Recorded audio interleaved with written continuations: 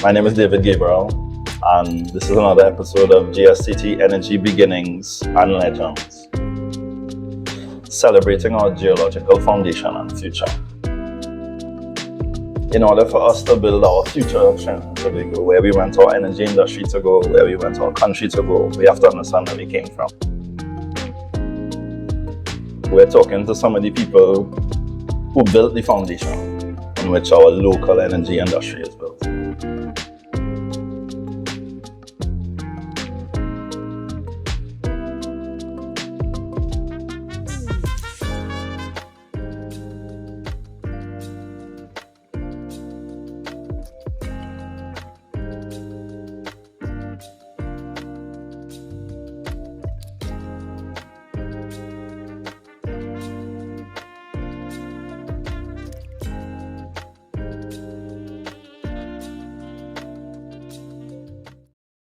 Good afternoon, everybody. Good afternoon, members of the GSTT and general public. So this is GSTT Energy Beginnings and Legends, right? So it's an opportunity for the GSTT to sit with people who lived through different stages of Trinidad and Tobago's energy story and tell their story from their perspective. Right? So my name is David Gabriel. I am the current president of the Geological Society of Trinidad and Tobago. And today we will be interviewing Mr. Eric Williams, who people may know in his previous incarnations as I found out today, was a GSTT president in the past. And most people would recognize him as a former energy minister of Trinidad and Tobago and a cabinet minister, politician, and I could go on. But more importantly, it is to talk about being a geoscientist who became a minister of energy, sure. And from that perspective. Good afternoon, Mr. Eric Williams. It's a unique opportunity to have you here to speak on this. Thank you. I mean, I'm honored, but I congratulate you all on this program of capturing folks, who are still around to be able to talk and to share. Where we've been. It's important to document and archive the history of the people. So it's my honor, actually, that you all took the time to ask me to come and do this. It was something that Theresa and I spoke about, getting people like yourself to come and speak. Sure. Why did you choose to be a geologist? So when I was in high school at QRC, Queens Royal College, QRC, up the road, we lived here in Woodbrook, in the Woodbrook area. Right. And I was also, among other things, I was a member of the Trinidad and Tobago Cadet Force, so in the QRC unit. So one of the things we had to do as cadets was map reading, which also got me interested in geography. And also, when I'm walking from home or riding my bike from home to school, I used to wonder, why is the Northern Range there and not somewhere else? Coming into O-levels, one of my best friends, a guy called Ian Allen, not the one who is the public figure. Yes, yeah. Ian Allen's father was a man called Doddridge Allen.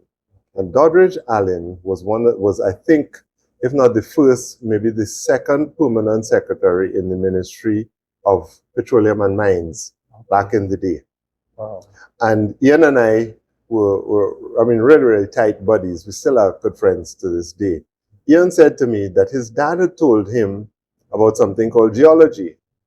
And they had just restarted the geology program at Queens Royal College for the sixth form, for advanced levels.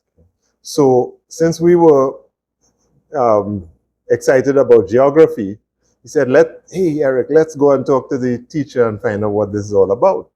So we went to the geology lab, and she was there. Her name was Mrs. Tara Bobat. She's now retired, and we're still tight, she and I. We're on Facebook, actually. She was a spark.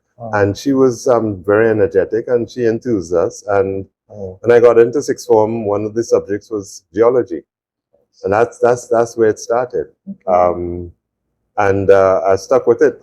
Ian also went on to do geology at A levels, but then went on to become an engineer. I think a mechanical engineer, a civil engineer. Yeah. Okay. Yeah. Okay. But yeah, so that's how it started. I didn't want to figure out, well, how to fix a broken bone or Right. build a bridge or something. Why the hell's over there? No, my mom would also, she taught, so she would say, all these children, they have no imagination. They want to be doctors, lawyers, So those were the when I was growing up. So that's really interesting. It's interesting to hear how people become hooked into a subject. A lot of people talk about teachers. So after A levels, I worked in the Ministry of then Petroleum and Mines as a geologist assistant. There were two of us. Again, another person was a lifelong friend, Donald Charles. Sitting in the same office facing each other. We used to run the sand and gravel crews in the ministry looking for aggregates up in the Valencia area and other places, and assist the geologists, in field mapping and a bunch of other things. So we were literally like supervisors of a lot of adults, really, who were manning these auger crews and survey crews up in Valencia. Right. So we used to have to, he and I would alternate, and by 5 o'clock you're on the road up to Valencia, right, going in the bush, wow, and doing stuff. So the ministry was actively involved in mining at that time. I hope they still are, but yes, no, we're not mining, but the search for the aggregates. Okay, so they would auger. The survey crew would survey out an area, with lines with places to auger, and they would auger on a grid. Right. Hand auger drilling back then, and pull up the samples. We would log the samples, try to make cross sections of them, and then work with that to try to estimate potential volume of aggregate sand and or gravel, the quality of the sand, whether it was Melau sand or not, and the type of gravel and all of that. Yeah, wow. Did that 2 years before going off to university. Wow. Yeah, I went to the University of Houston after second year of doing that. And I was awarded a scholarship from the department. It was a departmental scholarship. Okay, from the University of Houston. From the ministry. The ministry. Yeah, so I was effectively a government scholar. To do geophysics. All my seniors are saying, look, we have quite a few geologists, but we don't have many geophysicists. There was one lady in the ministry, she was from Poland originally, Mrs. Kurpiel. She was a consultant geophysicist for many, many years. There was another gentleman who had come back. His name is Mr. Elliston Welch. He's now passed away. And he, by the way, was also a QRC old boy. That was it for the ministry. Right. And I started looking around for geophysics programs. So I applied to several schools, UE Mona, trying to figure out how to work geophysics into that, but Mona didn't have a geophysics program. Right. I looked at Rutgers, Penn State, Colorado School of Mines, UCLA. And then two of my mentors got on my case and said, what about Houston? Houston's a new city with all of the NASA activity at that time. This is like 1979. Why not go there? It's a new city, new ideas and all of that. And so I kind of said, well, Texas, well, okay. At least I didn't have to shovel snow. So I said, okay. It'd be like Trinidad like what? So I sent an application to please them. And to my great surprise, the University of Houston wrote me back, accepting me, gave me credit for my A levels, and I didn't have to do the SAT. Right. So off I went. And while I was there, the scholarship thing came through. And yeah, so the program at that time was called Geology with a major in exploration geophysics. Right. So you had to have a solid background in geology, in the geology side of it, mineralogy, petrology, sedimentology, field methods, structural geology, as well as a strong math background, and which was strange for me because I did not have a strong math background. Well, I didn't have any math background at a higher level from my high school years here. Yeah. But one of the things about the States is that they start you from scratch. Yeah. So you had to do calculus 1, 2, 3, differential equations, with partial differential equations, and then 2 other graduate level math courses. Do things like, as well, mentioning Laplace transforms and Fourier transforms, because those are required. You have to understand signal analysis, so which is an element of electrical engineering, as well as then being able to understand how to apply the physical properties of the Earth that you would record from remote sensing, and to make geologic sense of it. Right. They also model and remove things. Yeah, and they also taught you. We were also taught to think in 3 dimensions using 2-dimensional data, because we didn't have, some of this stuff that's out there today. Interestingly, this past year, my old department, not the university itself, but the Department of Geosciences, and the alumnus named me their distinguished alumnus for 2023, 2024. Wow. So I have the nice little plaque at home, and Excellent. had the dinner with the faculty and handshakes and all of that. Yeah. So what was interesting is when I started in geophysics briefly, I met, there were a couple of guys who was at the company I was at. It was a Houston company, and when they met me, it's like, "Oh, you're from Trinidad? So do you know Eric Williams?" I'm like, "No." Whoa, no, who is? Because you were really famous. You were famous within the department, the geoscience department, at University of Houston. Yeah. Everyone knew you, and you would come and give lectures and give talks, and so a lot of people were very familiar. Yeah. It's funny because the guy who sponsored me, he's a retired, I think, lieutenant colonel in the Air National Guard. He's a geoscientist practicing now, a state geologist in one of the states, Bill Beck. And he said to me that he wasn't in class with me. He came after, but he had heard that I had become a public servant, and he was wondering how to combine geoscience with being a public servant, and he, I guess, and others, you follow the footsteps that are laid out for you, and you don't necessarily know how it affects other people per se. You just try to do it the best that you can do. Right. And next thing you know, it helps somebody somewhere along the way. Trinidadian was synonymous with Eric Williams. Oh, wow. At the company, because they were U of H graduates. Yeah. Well, what was that like as a person leaving Trinidad and being injected into Houston, Texas? It was America? Culture shock. Yeah. It was in many ways. You come from a society in Trinidad and Tobago where everybody's everybody. Everybody could be everybody else's friend. Right. And we're all contemporaries. It didn't matter so much what your economic status was or what your ethnic background was to many of us. Yeah. And you go to a society in which you are looked at in a different way. And then you also discover that people who look phenotypically like you also see you as being different because you're different culturally. Yeah. I recall one occasion where a very attractive young lady who was a cheerleader, and everybody was trying to get her attention. And one day I managed to get her attention. I wasn't married yet at that time. And be careful, huh?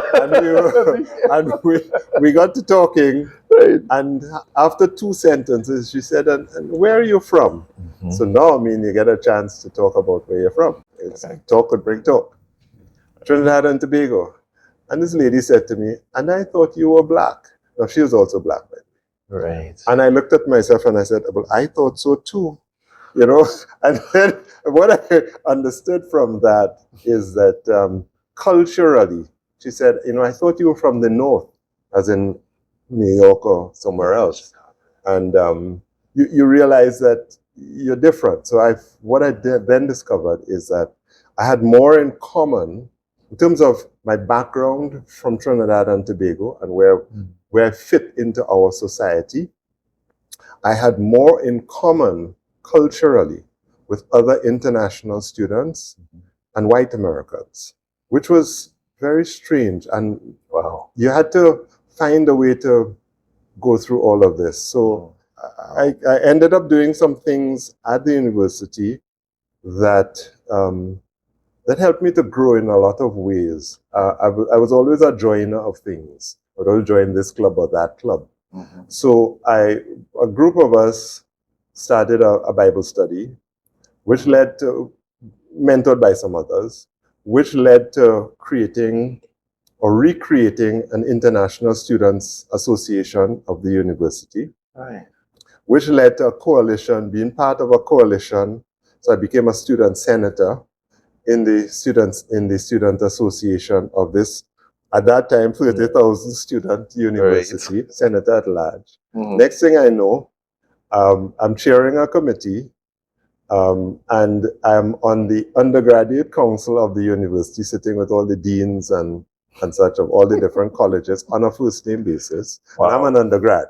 Right. And then the guy who was in the cabinet position for academic affairs, he had to leave the university to go do his externship. He was studying optometry, good friend of mine. Okay. I became director of academic affairs. Wow. And now I'm on the academic council of the university. Wow. With all of the bosses of my professors and everybody, the provosts and all of them. Wow. And helping to make university policy, helping to rewrite the then academic honesty policy of the university, helping to get students what problems sorted out in all kinds of ways.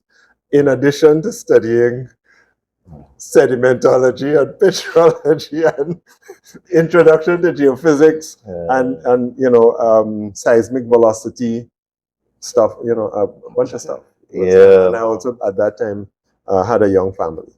Wow. So it was an interesting time, interesting for me. Wow. No, that's very interesting. I had a similar experience when I was in Houston.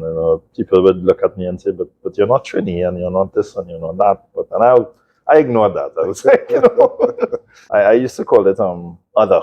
Yeah, your other. Yeah. But that's it. In fact, one of my best friends now passed away. He was from the Cayman Islands. And when we got these surveys where you had to put down your ethnicity, that's the box we used to tick, other. Right. Yeah. So it was an interesting time to learn how to then fit into other. It's interesting you say that we in Trinidad we don't realize that we do sit in a rather egalitarian society where anybody can be anybody. So you've left university, you've returned to Trinidad, you're now a different person, right?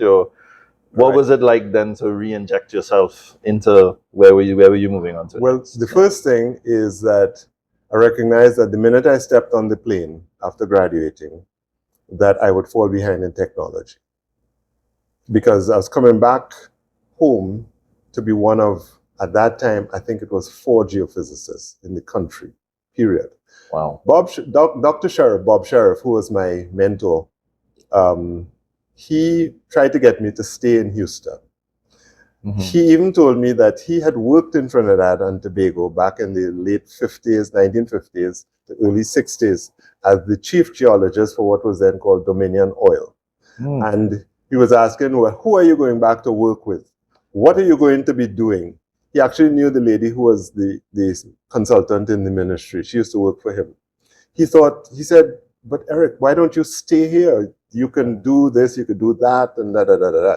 And I said to him, Dr. Sheriff, with all due respect, I am going back home to help to build my country. Because I'm going back home.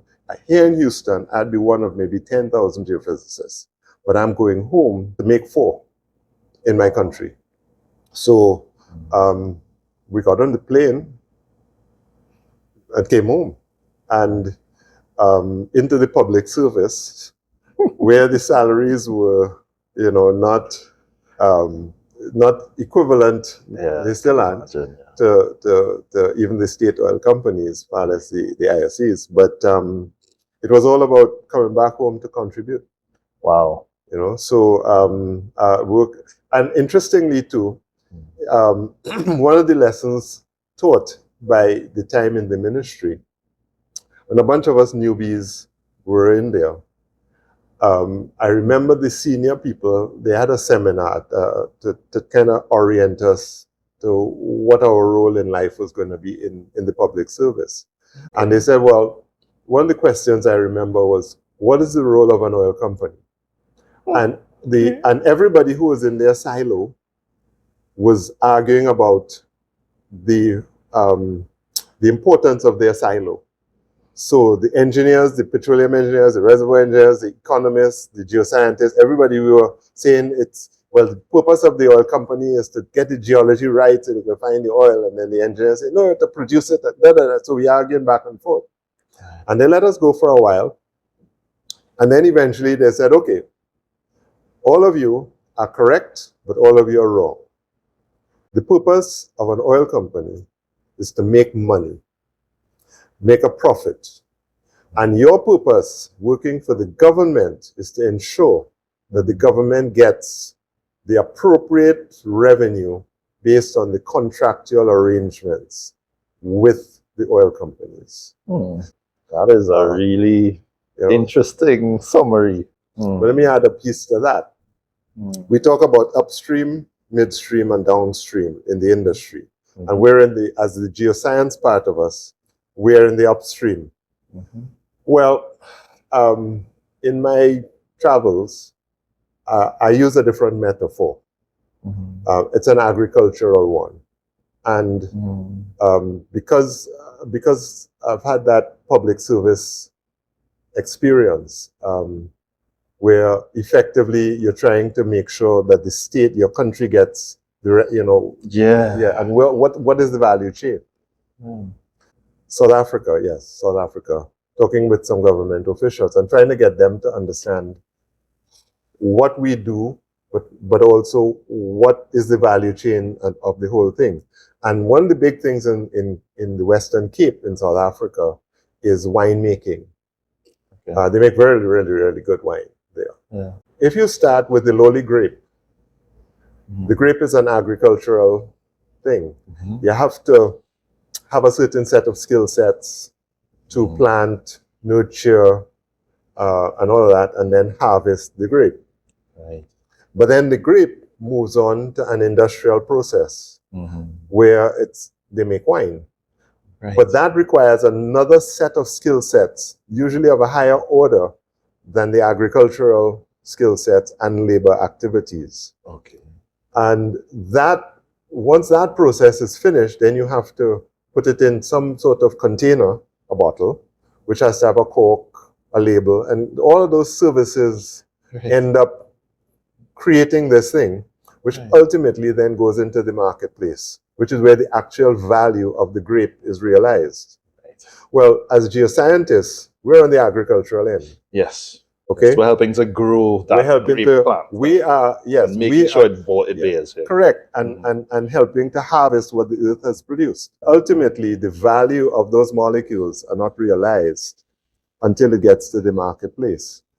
So we are in sort of as geoscientists with we are risk reduction at the beginning of the process of something that ultimately will become a commodity.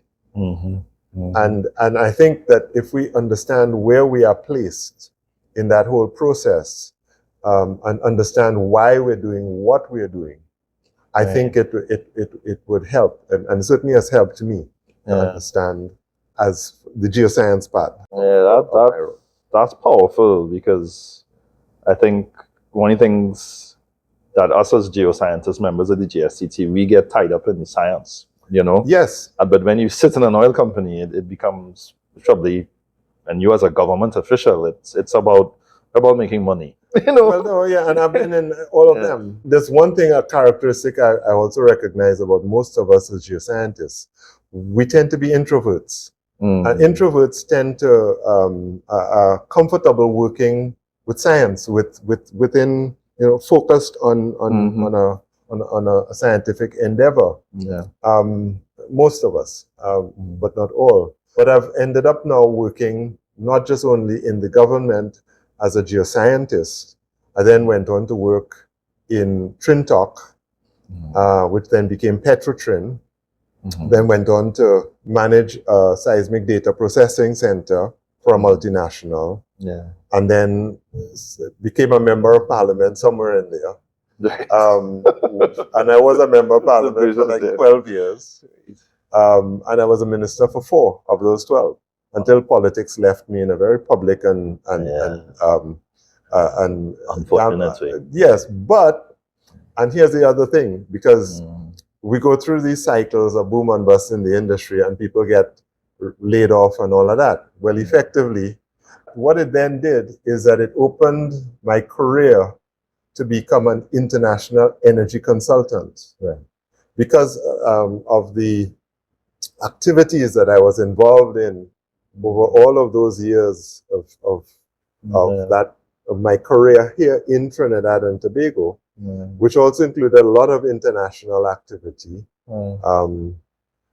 I then found out that the Trinidad model of development has currency internationally, particularly in developing countries. What about our model had currency or relevance to the other places that you were It's particularly when it came to the gas, it is the use of a small resource to create a world-class natural gas industrial and export activity to the benefit of the country, because Trinidad and Tobago is actually a high-income country in terms of how the World Bank grades companies are low, mid-income, and high-income.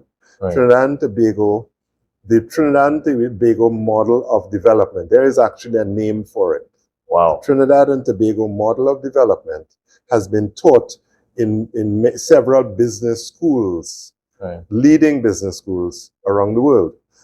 Particularly when I was in government, I remember MBA classes from Harvard and some of these other universities would come to Trinidad and Tobago to sit and learn how Trinidad and Tobago has done what it has been able to do.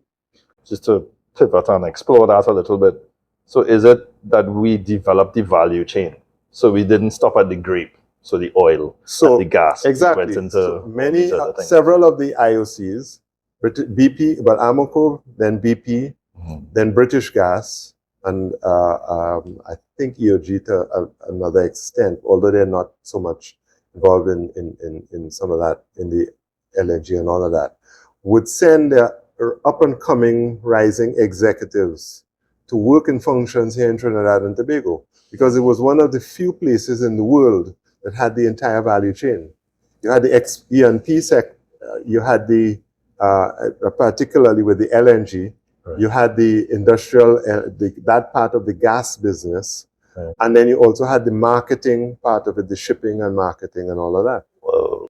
For a long time, you've had a unique model where, and interestingly too, the geology of Trinidad and Tobago, with all of the assumed complexities, in several of these other countries, you have to go many, many miles or kilometers to be able to see contrasting structural styles. Whereas in a place like this, which is on the corner of the Caribbean plate, juxtaposed with the South American plate and all of that, where the plates are in motion to this day and have been over a period of time, you have contrasting geological styles next to each other. And if you believe in fractal theory, which says that the smallest, if you see a pattern at the smallest scale, it's the same that you would see at the largest scale.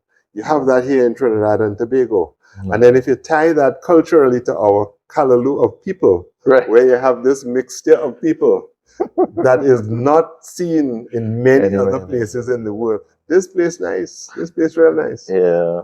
It's a nice little test tube to look at almost anything that you want to. If you wanted to test an idea. Correct. And it's a good place to come and test it. And as geoscientists, we get to work the earth, and it all starts with the earth. Yeah. So we had a talk that was given by Sadie Sampson there, who's a graduate of UWI Geoscience. Right. And she, from here, ended up going, because she was kind of following Hans Kruger's work. Yes. So she went to Switzerland, and what was interesting in her talk is she was saying that she's finding bits of our collection all over the world.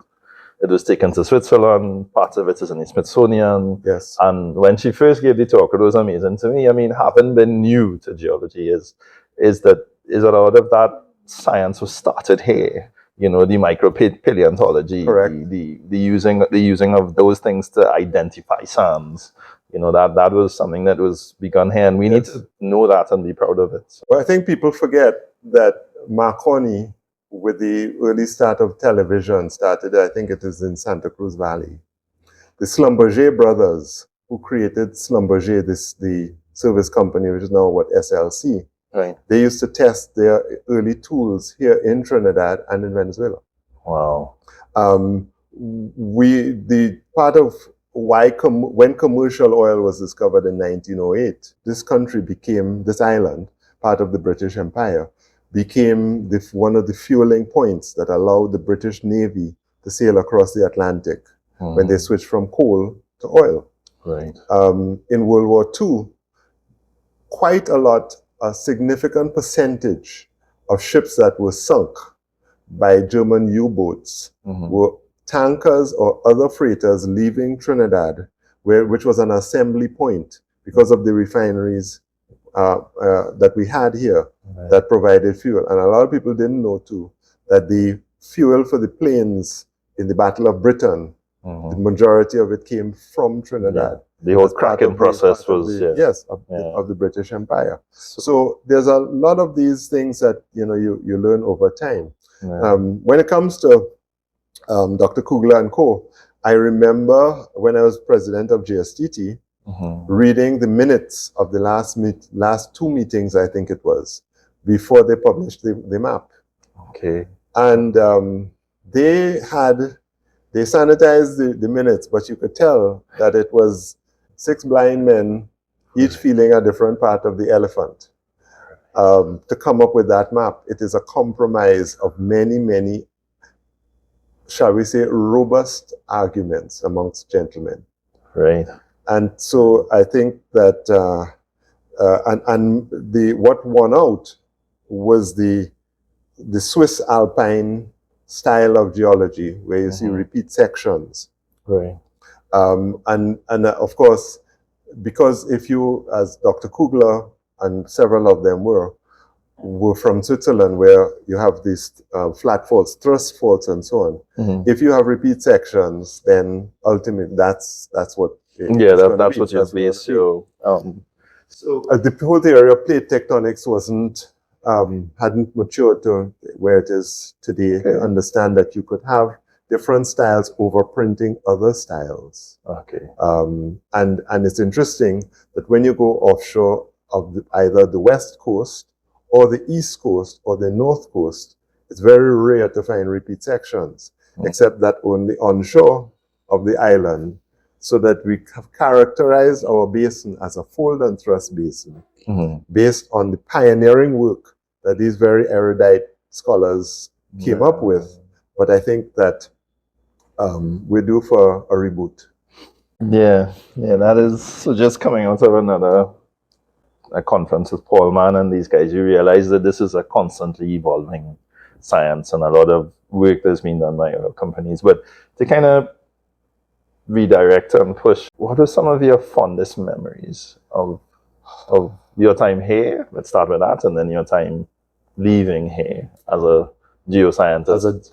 You only want to focus any one on of the geoscience part? No, anything at all. Because I think we could certainly have a long time talking about all of the places you've been to and things that you've done. So yeah, I'm a geoscientist who got drafted into politics.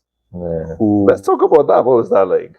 That was interesting, in the sense that politics came looking for me.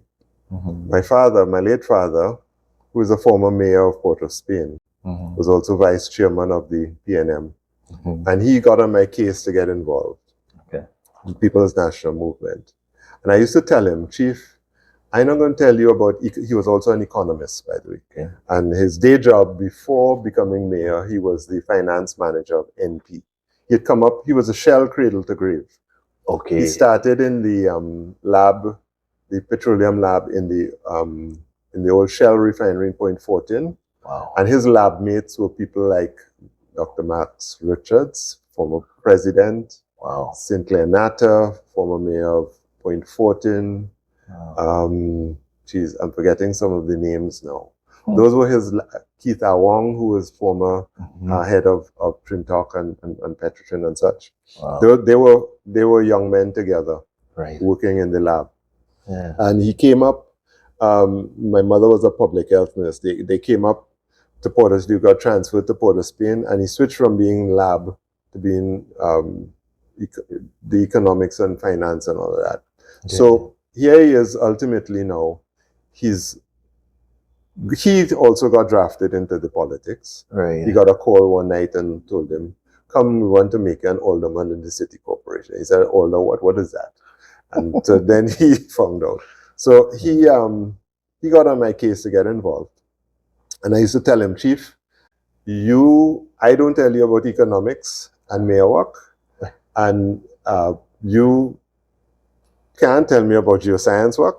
So, I love you, Daddy, and let's keep it But that way. let me walk my path. Yeah, let me walk my path, notwithstanding all the things I joined along the way. Right. It's one to do you a natural leader. Well, I joined the thing, and next thing you know, you're the president of it, whether in cadets I was the sergeant major and all of that. Right. It was interesting to get drafted in, and that's for a whole other story. And sounds reluctant. We could talk about that. Yes, we can talk about that over adult beverages somewhere else. Right. But not on this book. So fond memories. But fond memories. It was about service. So I became a member of parliament first. But I was still, because we were in opposition, I was still working in Petrotrin at the time. Okay. Oh, yes. So what was that like? Oh, that was wonderful. That was a... It's a four and then... Well, no. How did you get vacation? No. But you see, anywhere I work, I became best friends with the guards. You know why? I would be there all kinds of quality hours. And the company had other staff members who had been in politics. Okay. So if I get a call, I'm in the middle of mapping something, and I get a call that says there's a fire in Lavantil or Sea Lots or whatever, because as member of parliament for Port of Spain South, right, I would just say, "Guys, I gotta go, but I'll be back and finish what I'm doing." So people used to notice that when I was finished with a map, punching it out from whatever system we were using at the time, they would see that I punched it out at 3 in the morning. Right. Because I would come up, do my member of parliament duties, and then I was living on the camp for a while too, as well, in Pointe-à-Pierre, and I would go back and get back in and do the work. Map out again, yeah. Correct. So the MP part of me was about service to people. Started off with serving. I told my first assistant, who remained with me as my assistant for the 12 years. I said we would start by serving one, and we would serve another one. Because we're in opposition, we don't have access to a whole lot of resources. And the first one we served was a little fellow who had eyesight problems from up in Lavantil. And I got free glasses and free eye exam and glasses for him from Ferrer Optical. They used to offer me one a month. Okay. And I found out came from exceedingly humble background. I don't know whatever became of him in the end. But that's how we started. Right. Serving the one from the MP side. I like that idea. The minister side, the ministry was in a place called Riverside Plaza at the time in East Port of Spain, which was in my constituency. Right. So when executives would come to see me, and they would ask me, well, what do you want for this country? I would carry them to the plate glass window and say, see all of these houses over here in East Port of Spain? This is my constituency. I serve these people. That's what I want for my country, the betterment of my people. Wow. I did become a consultant eventually, after with Western, when I worked with the processing center. Right. After that went away, I started my first consultancy operation. I became data broker for Amoco BP, selling their 2D data to other companies. Okay. Which allowed me to buy my first interpretation workstation. I loaded the Kingdom software on it. Yeah. and which allowed me to then hire myself out as an interpretation consultant, while also being a member of parliament.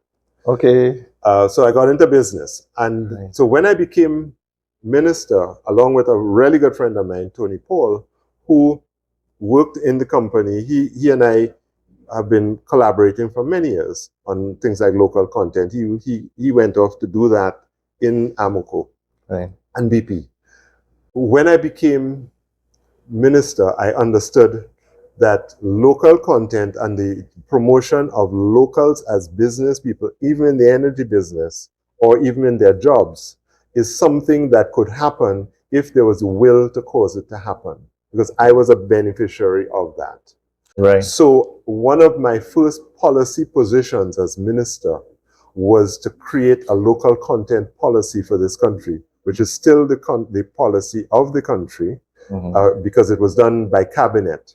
Now, in hindsight, should we have had a local content law like some advocate, or local content regulations? There were a number of other structures in the Petroleum Act that helped with that. But there needed to be a refocus on the fact that locals needed to have a firmer position going forward. So I created I got the cabinet, my colleagues in the cabinet, to agree on the creation of a local content committee, which led to a local content policy, which I understand is still on the books as the official policy for the country. It's been emulated in several other countries around the world, in Africa and other places, and it's studied as one of the potential models, because it's also attached to the Trinidad and Tobago model. Right. It's kind of funny because I'm advising this government or that government, and some consultancy firm that is also doing work in Trinidad and Tobago turns up advising them. They find me in the room, and their briefing documents, one of the places to look at is Trinidad and Tobago, and particularly local content. Right. And then they look at me and they say, oh, maybe we need to change the narrative a little bit. Right. Which has happened on more than one occasion, I have to tell you. I've had to set the record straight. A lot of geoscientists today, when I came in, a little story of mine, are in the positions that they're in because companies were made to, or forced to, or asked to take on and train and build competency locally. So let me walk you through that. How did that change from when you came in to where you see it now? Okay. Yeah. So because I grew up in the industry, I had lots of friends, all of the companies, service companies and all of that. Yeah. So we used to talk about what we could do if we could get to the minister to tell him what we needed to have done. So guess what? Okay. One day, I was the minister. Okay. So we said, so you start around having these discussions, and one day it's like, well, it's me now. It's me. How am I? So the first thing I did, I found out, for an expatriate to come to work in this country, the law set up from when we first started to have the Petroleum Act in the late 60s and so on. To get a work permit, you have to have an understudy. Okay. I don't know if you've ever heard that term before. Yeah, right. I have. So the idea was that you'd have a work permit for 3 years, and the expectation was that at the end of those 3 years, the expatriate would go to another assignment elsewhere, and the local would assume that role. Well, what we discovered was that at year 2 to 2.5, the local person had become so well trained that they were required somewhere else in the organization. Right. So that at the end of 3 years, there was nobody to replace the expatriate person, but the law was being observed. Right. So one of the first things we did was I got, again, the cabinet to agree to have a lunch at the Hilton of all the people who were designated as understudies in the energy industry. And I found out too that 70% of the work permits issued in the country were for energy-related matters. So we had this lunch where people came in their jumpsuits because they had gone to work at one service companies to go offshore.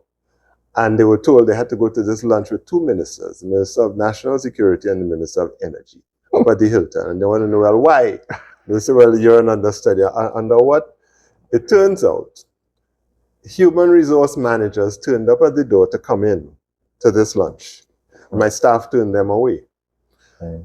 Some of them said, one or two of them said, we need to come in here because we never tell these people they're understudying anybody for fear that they aspire to the position they're understudying.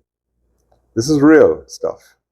Wow. One human resource manager said, I need to be in here in case you ask a hard question about our company because these people are not senior enough to answer these questions, and I need to be able to answer it. And my staff said, are you an understudy? And the answer is no, then you're not allowed. Wow. Off they went. One guy working for one of the companies got up to say, Minister, thank you for inviting me to this lunch today. Because I just found out this morning that I'm understudying 7 people in my company, none of whom speak to me. Another guy got up, he was working as a human resource, HSE safety guy in a plant that was being built in Point Lisas. One of them that I either turned the shovel or cut a ribbon for, I can't remember which one. But this guy got up to say that he was the HSE manager, but he had just been replaced by HSE director because his boss had a friend who got laid off in Texas or Oklahoma somewhere and had been brought in to become HSE director over him, had taken his policy and changed A became C, B became whatever, changed it around. And then this man started to recite accident statistics that had happened on this project, including a fatality of somebody who was his friend.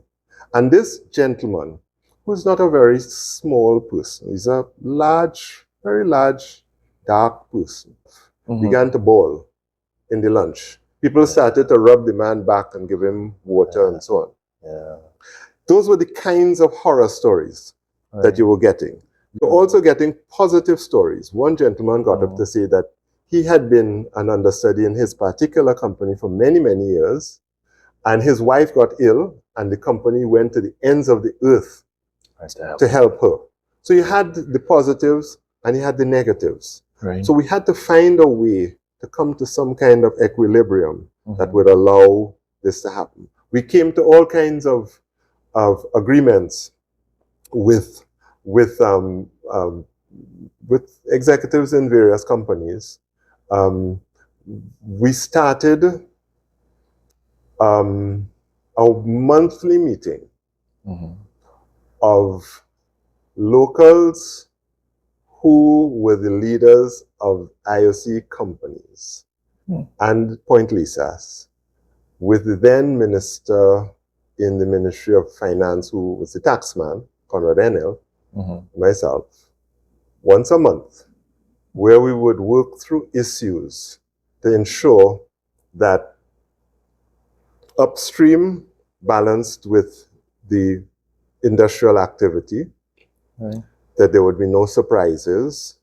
We came to all kinds of agreements. If you bring one into the country, you must export one of ours into your organization. Okay.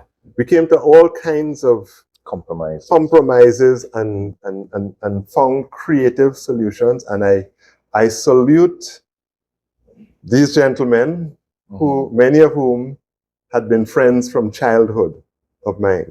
And it caused us to remain friends, because we found ourselves sometimes in situations where, in pursuing the ideals of our respective corporate masters, we were at loggerheads. Me advocating for my country, and they advocating for theirs.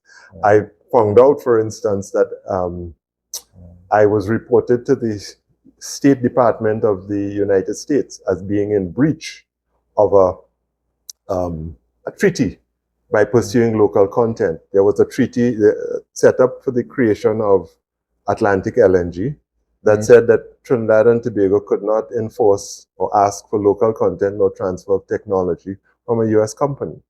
And I had to go do the tours in Washington, D.C.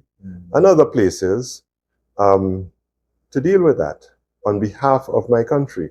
Mm. Things like the creation of the platform fabrication yard in Tough in that what is today what TOFCO runs. We created that. Right. How did we do it? Again, Professor Julian, and I have to give kudos to him. He is, the gentleman is truly a giant in creating where we are going forward. A visionary of, I have the greatest of regard for him. He, again, as part of him and others like him, they came up with the idea. We knew that we were going to expand gas production. And so because we were going to do that on the continental shelf, we needed to have platforms. So to do that, and as part of local content, we needed to see what we could do to bring as much of that to the country as is possible. Again, La Brave being one of the natural deep water harbors around the island was an ideal site. And so when we identified that site, it was pointed out that with the pitch lake and soil being unstable, it couldn't work.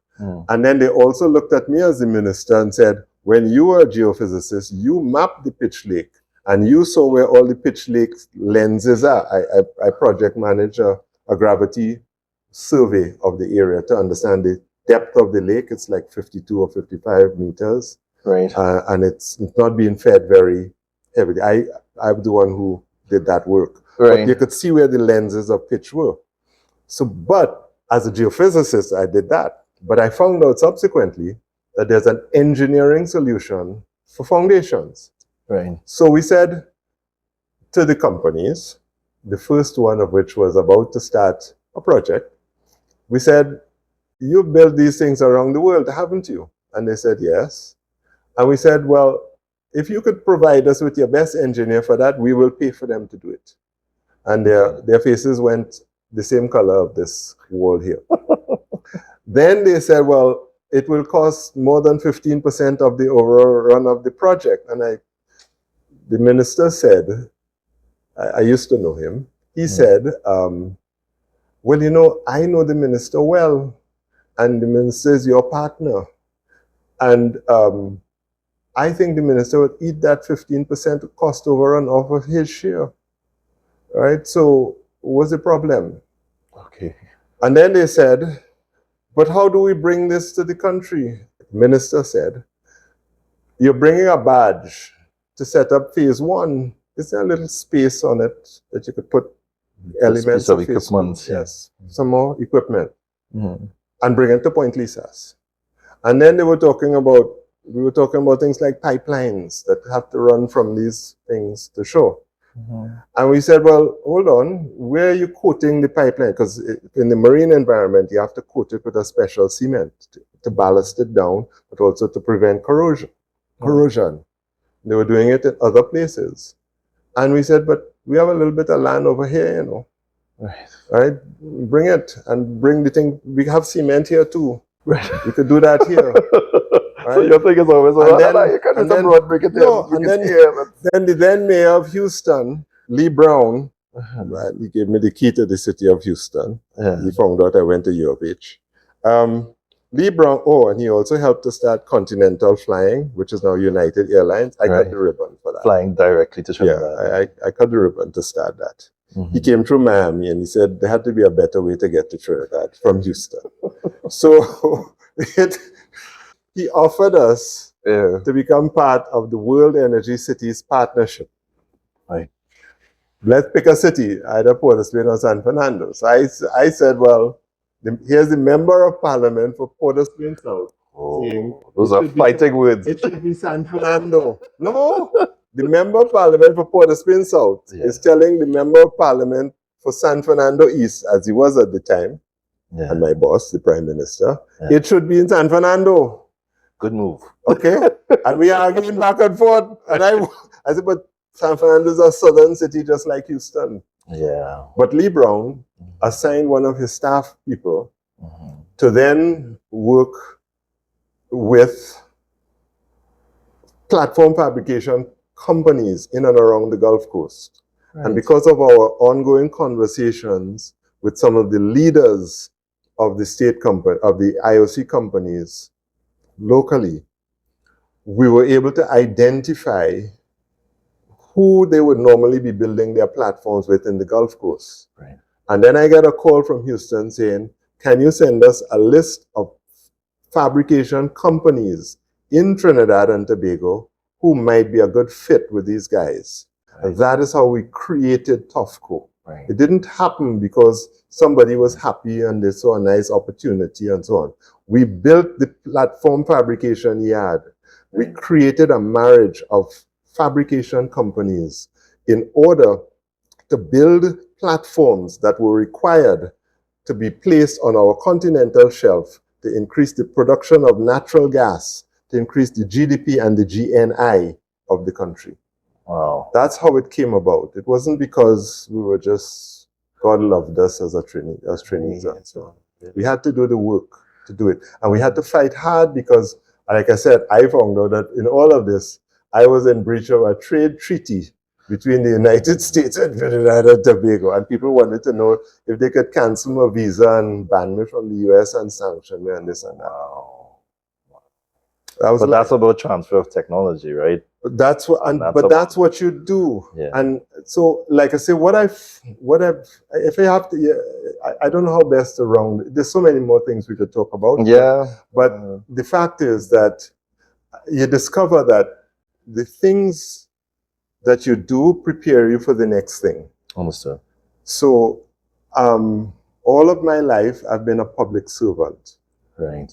Yes. But I've been a public servant who got the benefit of the free education from our country. Mm-hmm. Started at Mova EC, went to Tranquil Primary, went to Queen's Royal College, went to Sixth Form Government Sec, went to university, come back home to serve.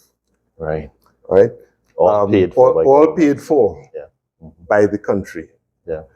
You find that because then of the scientific background that I came into because of my own curiosity, that led to seeing the world in a particular way. Yeah. And being mentored by people who kind of poured stuff into my head. Yeah. You mentioned a lot of very big names. Yeah, how we did, what we did. Men like Keitha Wong, late Keitha Wong, all of them gone now. Keitha Wong, Frank Bassotti, Barry Bands, Trevor Bupsing, Malcolm Jones, a bunch of people took me and taught me things. Miss Doddridge Allen, who I spoke about before. Yeah, started the journey. Yeah. And as you mentioned, that you went to a job and people remembered me from somewhere else. Yeah. You find that the best you can do, notwithstanding our own human frailties, and we have many, and I have made many, many, many mistakes in my life, personally and professionally. But you do the best you can by God's grace, and at the end, your legacy is what it is, and that you start helping with the one, and then it becomes two, and then becomes three, and all of a sudden, when you look back after 20, 30 years, you realize, well, wait a minute, done this, did that, the other, the next, and whatever. And then I've had the opportunity now to translate this learned experience from starting off as a geoscientist in my country to be an advisor to several governments on the African continent and around the world. Right. So you mentor people, you give back. I go to a country and the minister would say, well, why are you here? And I say, well, when I leave here, I must be empty. And one minister said, well, if you're empty when you leave here, what would you give somewhere else? I said, no, I have something for them. Right. But I'm here to invest your knowledge and your experience. Yeah.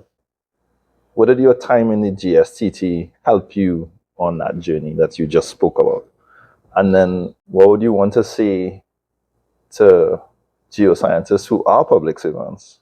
We did many things in the GSTT for the 2 years that I was president, because it was back to back. this whole thing. It was the first time that a woman gave the speech. Diane Sukaran, who was then president of the South Chamber, gave the speech at our dinner. First time a woman gave the speech. I remember we also had a program where Declan Hive, who I think you all know, he was one of the VPs. He was a teacher at Irie High School, I think it is. We sponsored them to go do a study of the mud volcanoes along the southern coast. And they came back and presented a paper at one GSTT session. They found that the mud was bubbling at the same frequency in all of the mud volcanoes. Therefore, they must be connected. Wow. And what is the connection? Well, it has to be something that mud comes up, a fault, correct. And they're all bubbling at the same rate. Right. And I think some of the people then went on to become geoscientists. Right. You know, but That's you can ask Declan, he Very can tell interesting. you about that. Yes, I know. Bunch of other things. I also, because I went to a meeting of the presidents of different chapters at the headquarters of the AAPG was in Tulsa, the American Association of Petroleum Geologists. We had to introduce ourselves and talk about what we were doing. At the time, I was focused on trying to figure out the structure, the velocity, the variation of velocity with depth across the southern basin of the country. Because we had a problem tying well data. The well is drilled in depth. The 2D seismic that we had is in time. Correct. And a problem of tying the data together. So I was working on trying to solve a velocity problem. The people who were there called me aside afterwards and said, "Oh, you're also a member of the Society of Exploration Geophysicists." I said, "Yes, SEG."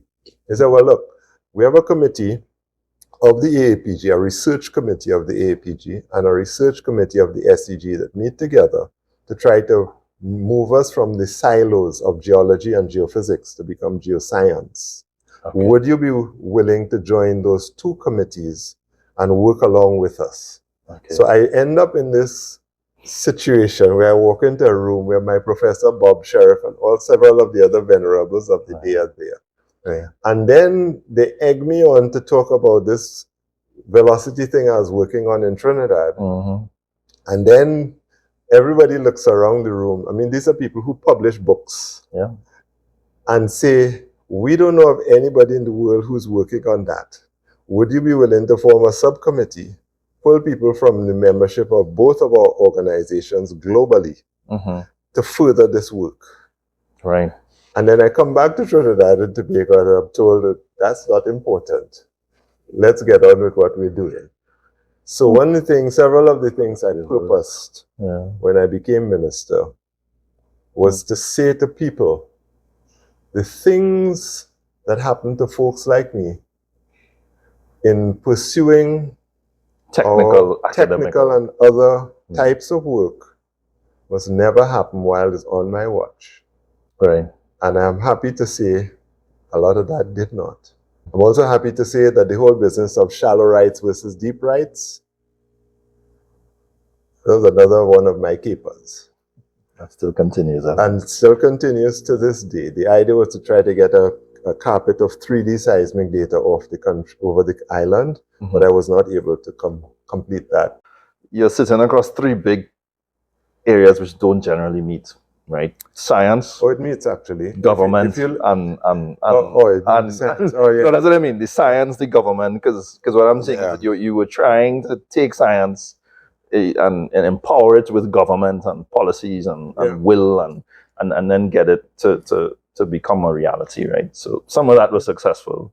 You had local content, you have companies that were created and create a lot of a wealth, like I think the other day the minister talked about TOFCO and about some of the companies are now praising the work that they're doing to build out platforms and stuff like that. The re-weld rate of the initial 10 or so platforms that were created on that site was re-weld, meaning if a weld is bad, you have to re-weld. Right. The re-weld rate of the work done in Trinidad and Tobago was superior to that done by the parent company, the partner company in the Gulf of Mexico.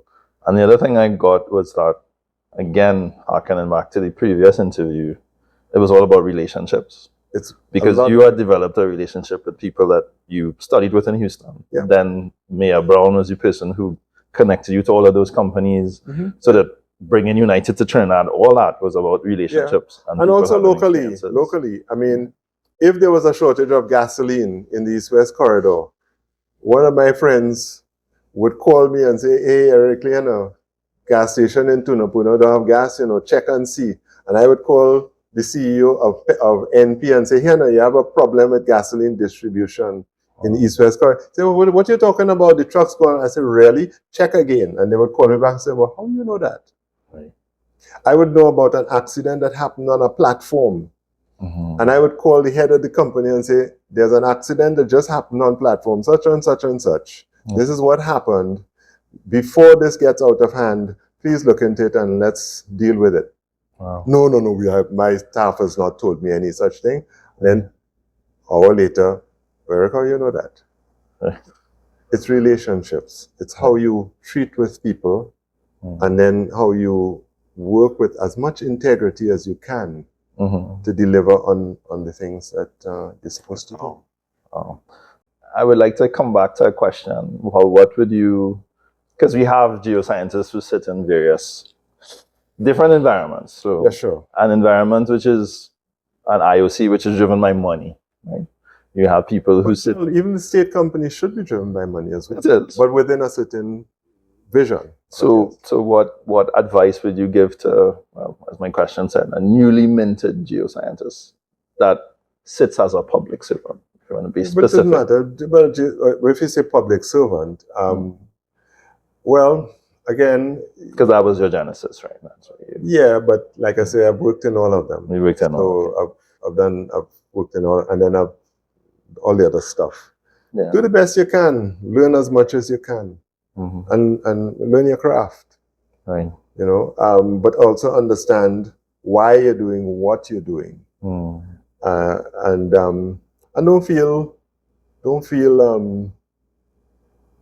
you know, bad if you suddenly discover that you really prefer to be a gardener, you know, or a painter or whatever. Yeah. You know, but learn your craft. Yeah. And do your thing.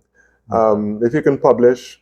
Right. If you can, you know, get involved in whatever. GSTT, the club down the road, Lions Rotary, do that. Right. You know, but learn your craft and give the best that you can, and understand that there are characteristics of the industry. Jobs may come, jobs may go. Recognize they're not going to be the end of the world, and that your skill sets and your gifts prepare the way for you. Yeah. Life is not fair, but you know, do you do? You know, Mr. Eric Williams, I would like to say thank you very much for taking this time to speak with us. As I said, I think we could be here for hours talking about your journey, and maybe we'll have you back another time to talk about the international part of your journey and what that was like. And that hasn't finished yet. 2 weeks ago, I was in Cape Town, right, at an energy conference. And in the closing panel, it was a ministerial thing. So I was part of that to share some thoughts. So, yeah. We do what we do. To close off, thanks a lot. I really appreciate this opportunity. I hope everyone does. Another interesting conversation would have been that local content thing. And a lot of people are not familiar with that. We could talk about that till the cows come home. Just what from a governmental standpoint, what was the idea and what ended up happening in the end. So to close off, you know, Mr. Eric Williams, thank you very much. Sure. The people working on GSTT, thanks for your time. Sure. I really enjoyed this conversation. Hopefully, you know, we get to do more. Or we might get you to come and give a talk. What do you think? Thanks. I really appreciate, certainly, that you considered me to share some thoughts. And that I really wish you all well, because, you know, I stood on the shoulders of those who came before me. Yeah. And you all are standing on the shoulders of my generation. We are slowly moving off stage left. Yeah. Hopefully not too fast. But and carrying the torch forward. Yeah. You know, it's It's really good that you've taken the time to talk to some of us. And No, I think it's really important. I think it was Therese and myself. We had other people. We worked with people who passed on, and you think about what if I could have sat with that person today? What could they have told me? Yeah. Like I may have been working on something for 6 months, and they tell me, well, now I did that in 1970, and that not gonna work. But yeah, but I think it's an opportunity, and I can say we as younger people kind of have this thing. Like, yeah, well, you don't know what you're talking about. But I think it's important that we understand where we came from, to understand where we are, to chart out where you're going. Yeah. So again, thanks guys. I think that's it. Okay. We're done. All right, you're welcome. Yeah. Thanks for watching GSTT Energy Beginnings and Legends. Remember to like, share, and subscribe. And keep in touch at the GSTT on Instagram and the Geological Society of Trinidad and Tobago on Facebook. Catch issues of the Hammer newsletter on our website at thegSTT.org and look out for more episodes of GSTT Energy Beginnings and Legends, celebrating our geological foundation and future. Coming soon.